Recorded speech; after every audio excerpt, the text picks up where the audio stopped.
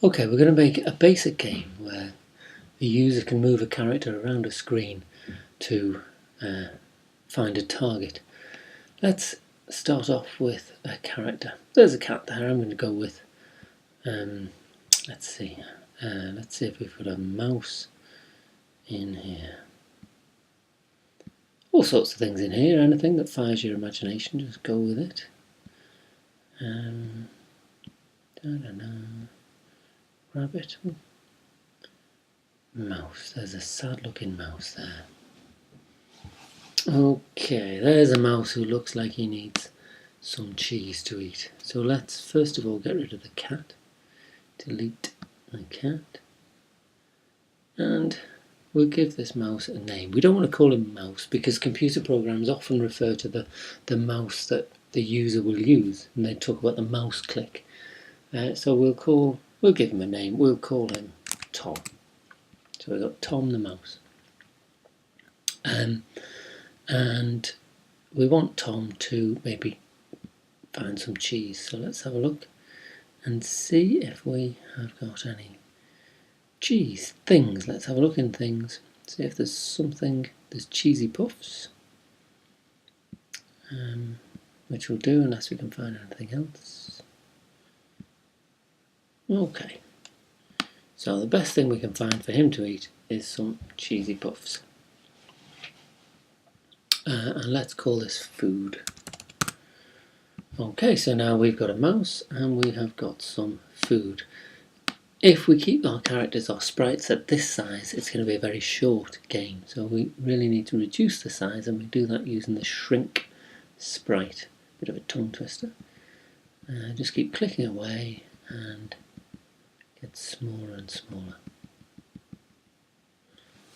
And also we'll make the food smaller and smaller too. Okay, so now we've got some food and we've got our mouse. What we want to do then is we want our user to be able to move the mouse to get the food.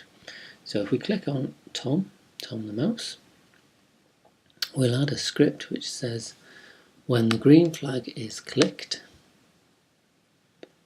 and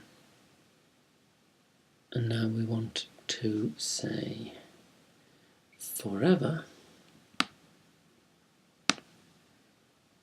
We want the computer to be checking this forever if, and then we want the key is pressed. So if key space pressed, well maybe not space, but let's say right arrow. If key right arrow is pressed, what we want it to do, we'd like it to move a bit, move 10 steps. Let's just see how that program works. Green flag clicked, press the right arrow. There we are. Every time I press it, he moves that way a bit. That's good, so we can see how it works. So if we go back into control, we can add 3 more of these. And what we'll try and do is we'll keep them one on top of the other. So they're all at the same level, we would say. They're all inside the forever loop. So forever, the computer is going to check if the right arrow is pressed, if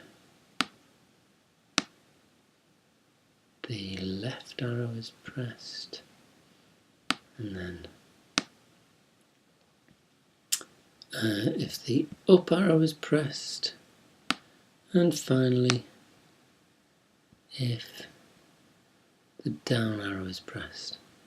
Now left and right are okay, so move 10 steps, or if you press the left arrow key, move -10 steps. But up and down.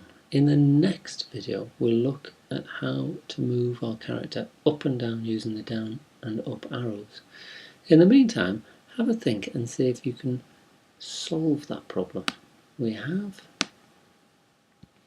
left and right,